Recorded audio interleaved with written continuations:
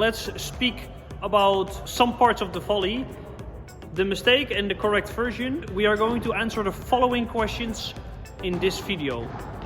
When do I have to use my wrist, and do I need to use my wrist when I'm playing the volley? Do you step in when you volley? And if so, on what type of balls do you need to step into the volley, and how do you step in? Because there is a big difference in that as well.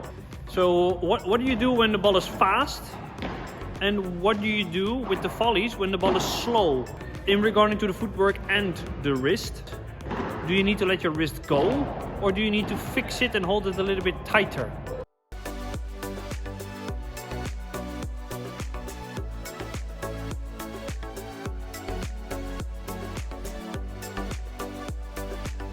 So what do you think is the most common volley on club level? Is that this volley or that volley? And how much wrist does the average player use? What do you think? Let me know below in the comments. Today we are here to improve my game because the national championships are coming up, and also to discuss the volleying. Basically we made some changes about my volley, and I just need to get this in my head before the nationals start, because otherwise I just think about the technique in my head. I'm somebody that just overthinks everything and is so aware of my technique, and I know what's happening, and that's confusing. So I'm doing some more cardio. Just feel like I'm never recovering from this, so I feel like I'm a bit off. But anyway, we're here.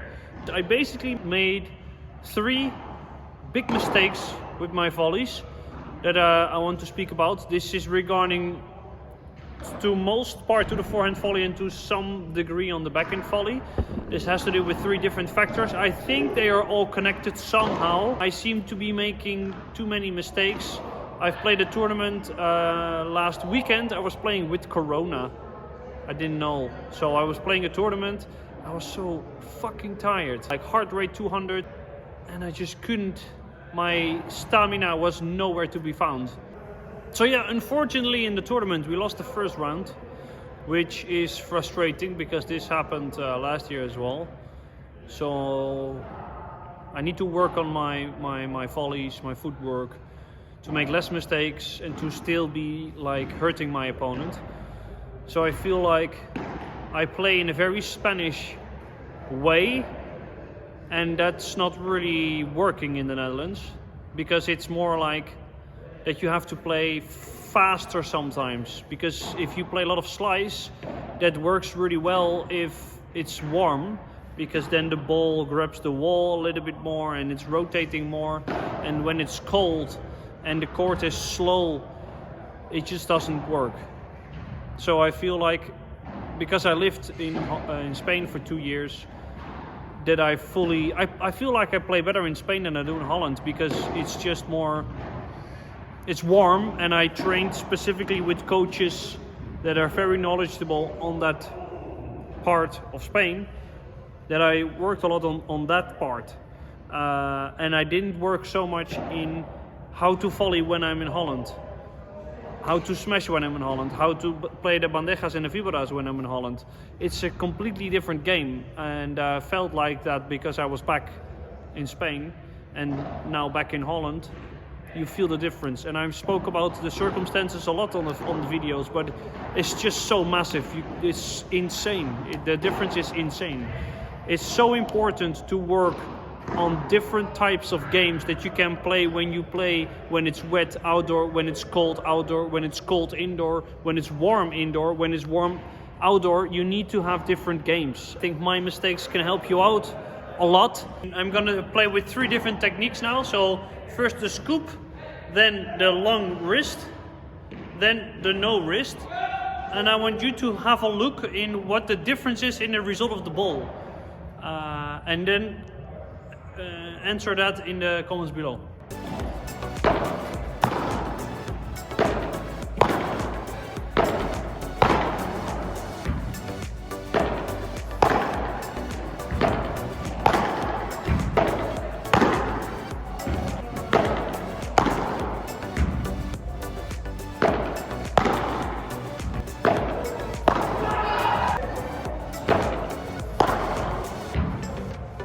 So in the beginning, when I was playing Padel, I just was so focused on giving slice to the volley because I thought like a lot of slice is super helpful in the volley. And later I found out it also depends how much slice you need to play, because too much, like a lot of slice, is not really effective. So before I was volleying like this, like a scoop. So you see that I'm going from high, low, high. And it's just so much more effective to go from high and end low, because then you can really hit the top of the ball. Because if you compare these slice volleys, you see that in the first image I am slicing the bottom of the ball, and in the second one I'm slicing and hitting the top of the ball, which is so much more effective. So basically, if you play with a lot of slice in your volleys, you will actually slow the ball down. And I think that's not always the best thing to do. Can be, but if you hit the bottom of the ball, you cannot really accelerate, which is sometimes important. So how much slice do you need? Well, if you hit the top of the ball like this, you have a better combination, in my opinion, about the, if you it's a better combination with slice and speed, because you need to find the correct balance between slice and speed. If you play only slice, nothing's gonna happen and your volleys are gonna suck. Is it high, low, high, or is it high, low? Well, I can say that training I have some speaking problems today, ladies and gentlemen. This is what I say about not being focused. What was I speaking about? You know that I write everything down. Oh yeah, I remember. I didn't read my book. With Germán I was really focused on hitting from high to low with the volley and lower than the net. That really made a difference. So that was like my second step. And now I feel like I might be using my wrist too much, and especially when the ball is fast. This might be in connection with that if somebody plays fast to me, that I still want to do a lot, which is not necessary. So if somebody plays fast, I just need to block the ball and that's it. I don't need to use my wrist when the ball is fast.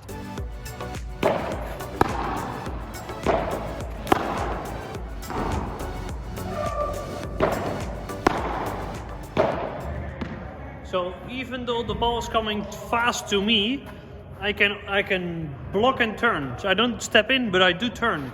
And everybody in Holland is playing quite direct at the moment.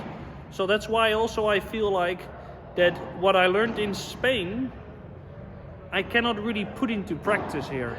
Because if somebody plays a fast defense, I cannot use my wrist, which I so like. I just like to use the wrist in the motion, because I'm very comfortable with that. But, so, if somebody plays slow, you have to do more, which means step into the ball more, which means you could use your wrist. But if somebody is actually playing faster, it means that you should do less.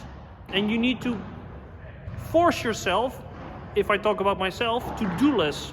Because sometimes there is an open gap and somebody plays fast, you think, ha ha, I'm gonna kill them. It's not necessary, because you can use their speed. You don't have to step into the ball. You don't have to make a big backswing. You just have to block the ball, and that's it. That's good enough.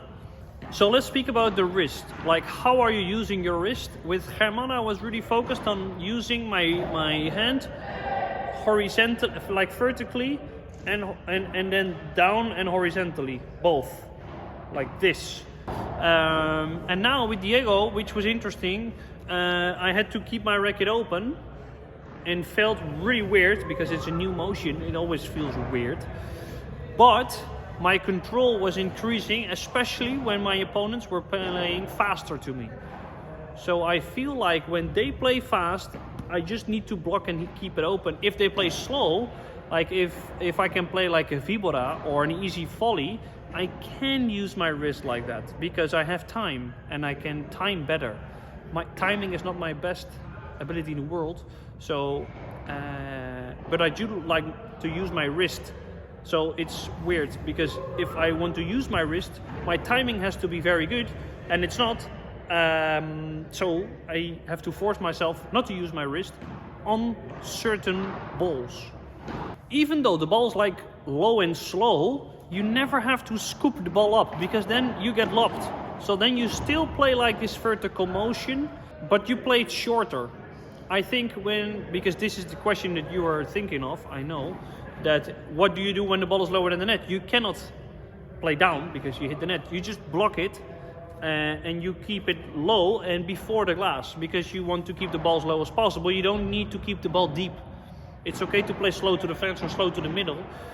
Let them come. They cannot do anything when the ball is low. Yeah? But if you go up with your racket, the ball will come up and they can do everything. If you keep the ball low, you don't have to force them to use the glass. So basically, to one-liner everything and to keep remembering it, the speed of the ball will decide how much slice you use. If the ball is slower, you can use your wrist more. If the ball is faster, use your wrist less. The faster the ball, the less you should do. The slower the ball, the more you should do, because this is also a common mistake. You think, oh, this ball is very slow. Ugh. And you don't do anything. You have to step in, you have to work hard, you have to get the ball higher than the net, because then you can do more. So if somebody plays slow, do more. If somebody plays fast, do less. This is the golden tactic. And this is something that I was doing wrong, positionally wise. So to answer your question, when do you step in? Every time? No. There is nothing in Padel you do every single time. Doesn't exist. There is no perfect ball, there's no perfect technique. You only step in when the ball is slow.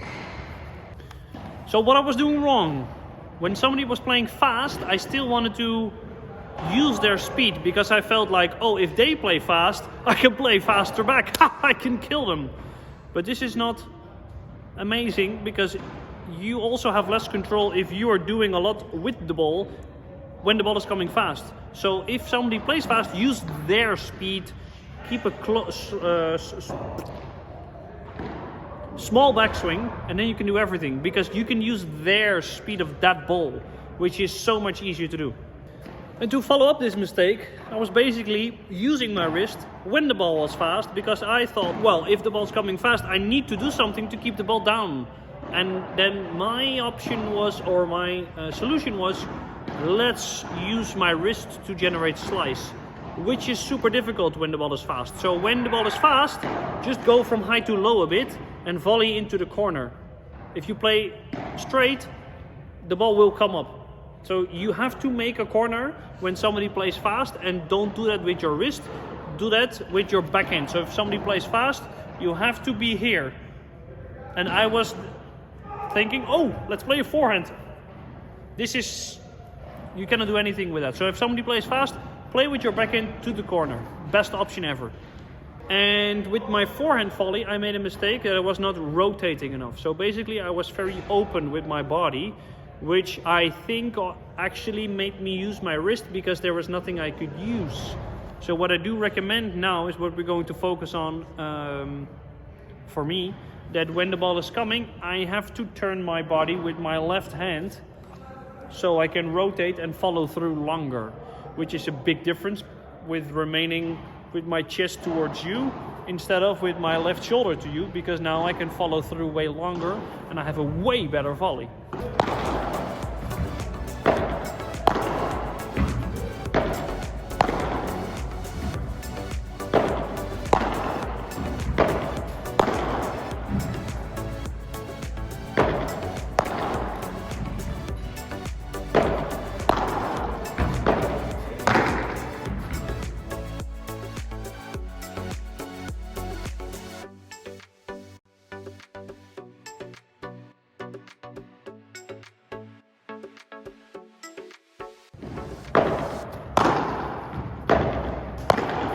And I know that I have to rotate my body, but I was just not doing it in the match. And that's a big difference. So I need to force myself to practice 1 against 1 and to do the rotation every single time, that I cannot get it wrong. So this will be all for this video. Thank you so much for watching. If you want to see more videos like this, then please subscribe to the YouTube channel. The goal is to get 40,000 subscribers at the end of this year. And we're behind schedule, so if you can drop a subscription, it means a lot. Muchas gracias a ti. Hasta luego, ciao, adios.